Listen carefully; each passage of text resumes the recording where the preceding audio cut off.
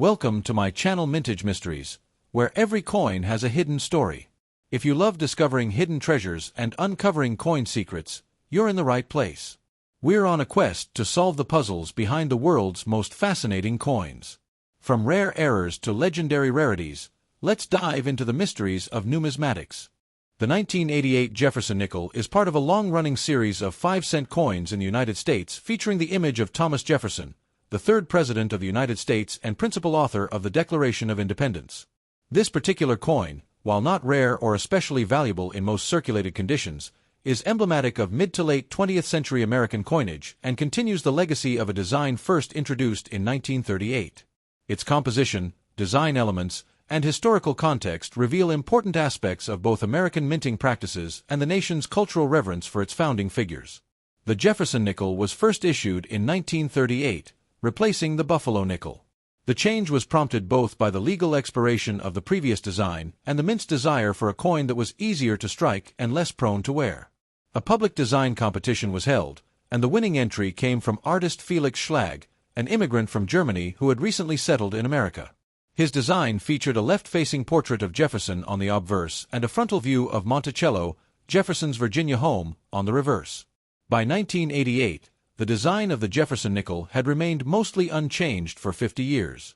The obverse still bore Schlag's depiction of Jefferson, although the original details had softened over the decades due to repeated die usage and minor modifications made during the early years of production. The portrait shows Jefferson in profile facing left, with the inscriptions, "In God We Trust," along the left rim and "Liberty," followed by the date on the right. A small 5-pointed star separates the word "Liberty" from the year of mintage, 1988. The reverse of the coin features a detailed rendering of Monticello. Above the image is the inscription "E Pluribus Unum," a traditional motto of the United States meaning, "Out of many, one." Below the depiction of the building are the word Monticello, the denomination expressed as 5 cents, and the country name, United States of America. Schlag's original rendering of Monticello was revised slightly in the late 1930s by mint engravers to improve its symmetry and clarity, although his name was not added to the coin until 2006. The 1988 Jefferson nickel has a standard composition consistent with those issued from 1946 to 2003, excluding the special wartime nickels minted between 1942 and 1945. It is composed of a cupronickel alloy, consisting of 75% copper and 25% nickel. This composition gives the coin a silver-like appearance and good resistance to corrosion and wear. The coin has a diameter of 21.2 millimeters, a thickness of 1.95 millimeters, and a weight of 5.0 grams. Its edge is plain, with no reading or lettering. In terms of minting, the 1988 Jefferson nickel was struck at multiple U.S. mint facilities, including those in Philadelphia, Denver, and San Francisco. Coins struck at the Philadelphia Mint carry no mint mark, while those from Denver bear a small D mint mark to the right of Monticello on the reverse. San Francisco struck coins, typically proof specimens, carry an S mint mark and were produced using special dies and polished blanks to achieve a mirror-like finish intended for collectors. The Jefferson nickel's long period of use without significant design change speaks to both its visual appeal and the durability of Schlag's concept. Though considered traditional by modern standards, the Jefferson nickel was a departure from earlier U.S. coinage in its choice of architectural imagery for the reverse. Most previous U.S. coins had featured allegorical figures, animals, or symbolic objects. Schlag's Monticello brought a tangible, real-world structure to the forefront, emphasizing Jefferson's contributions not only as a statesman but also as an architect and philosopher. The year 1988 does not mark any special anniversary or change in the production of the Jefferson nickel, making these coins fairly common in both circulated and uncirculated conditions. Nevertheless, some interest remains among collectors for full steps examples, coins that display complete and well-defined steps on Monticello, which are indicative of a strong strike and minimal die wear. These details are often faint or incomplete due to the shallowness of the design and the pressures of high-volume minting. In conclusion, the 1988 Jefferson nickel is a continuation of a classic American coin design, emblematic of post-war numismatic stability and reverence for foundational American figures. Though routine in appearance, it carries the legacy of over 5 decades of mintage and reflects both the artistry of Felix Schlag and the historical prominence of Thomas Jefferson in American national identity. Its composition of durable cupronickel and the enduring symbolism of Monticello make it a coin of both utilitarian purpose and subtle cultural significance. The 1988 Jefferson nickel is generally regarded as a common coin, having been produced in the hundreds of millions across multiple U.S. mint facilities. However, within this large mintage, there exist specific varieties, mint errors, and condition-specific examples that can carry significant premiums in the numismatic market.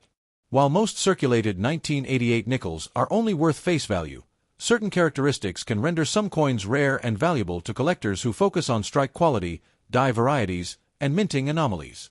3 different types of 1988 Jefferson nickels were produced: those struck at the Philadelphia Mint, which bear no mint mark, those from the Denver Mint, which carry a D mint mark, and proof coins produced at the San Francisco Mint with an S mint mark. The total mintage was extremely high, with Philadelphia striking over 600 million pieces and Denver close to that figure. San Francisco produced just over 3 million proof coins, which, while lower in number, are not particularly rare due to the fact that they were made specifically for collectors and were not released into general circulation. Rarity and value in the 1988 Jefferson nickel are most often associated with a combination of factors, the foremost being condition. In the grading system used by professional coin certification services, coins in mint state, or MS, are graded on a scale from 60 to 70. The higher the grade, the sharper and more pristine the coin.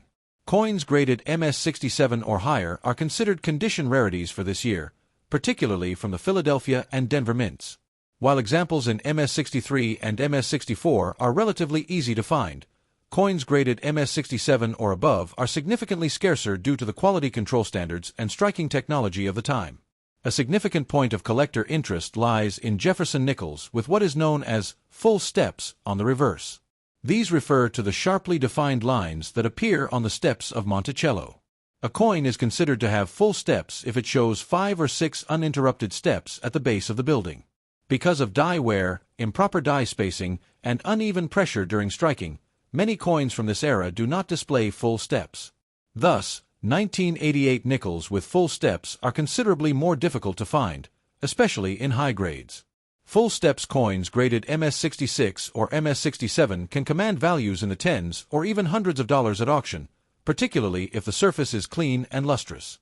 In addition to strike quality, die varieties and mint errors also contribute to rarity and value. Die varieties, such as double dies, repunched mint marks, RPMs, and overdates, are caused during the die creation process at the mint. While no major double die varieties for the 1988 Jefferson nickel are widely known or catalogued in the primary reference works, new varieties are occasionally discovered by sharp-eyed collectors. Any discovery of strong doubling on the date, lettering, or Monticello would likely attract attention and command a premium price due to its novelty.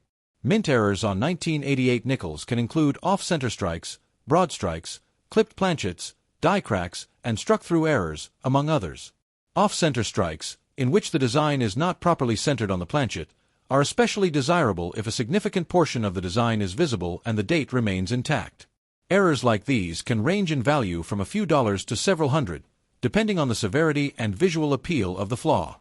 Broad-struck coins, where the coin is struck outside the retaining collar and therefore expands slightly, can also be collectible. Struck-through errors, caused when foreign materials such as grease or metal shavings interfere with the striking process, are less common and highly variable in value depending on the extent and clarity of the anomaly. Proof coins from San Francisco, although lower in mintage, are generally not rare because they were preserved intentionally. However, ultra-cameo examples, which exhibit a high degree of contrast between the frosted design elements and the mirrored fields, are more desirable. A perfect PR70 DCAM, deep cameo, graded proof nickel can sometimes bring a premium, although the market is more modest compared to condition rarities in the business strike versions from Philadelphia and Denver. Market value for rare 1988 Jefferson nickels can vary widely. A typical circulated coin holds no premium. An MS-65 coin may fetch only a few dollars, but as the grade climbs higher, especially with full steps designation, the value can increase exponentially. At the top of the condition scale, a certified MS-67 full steps nickel from either the Philadelphia or Denver Mint can sell for $100 to $500 depending on eye appeal and registry demand. Coins in that range are usually targeted by collectors participating in registry sets, who seek out the highest graded examples available for each year and mint mark combination. While not a headline rarity in the broader context of U.S. coinage, the 1988 Jefferson nickel holds pockets of value for specialists and those attuned to subtle variations in strike and die characteristics. High-grade specimens with full steps, rare mint errors, and exceptional eye appeal remain the most lucrative avenues for collectors and investors focused on this otherwise common modern issue. If you enjoyed today's exploration, make sure to hit that like button, subscribe for more coin discoveries, and share this video with fellow collectors. And as always, keep searching for those hidden treasures in your change. You never know when you might stumble upon the next big mystery.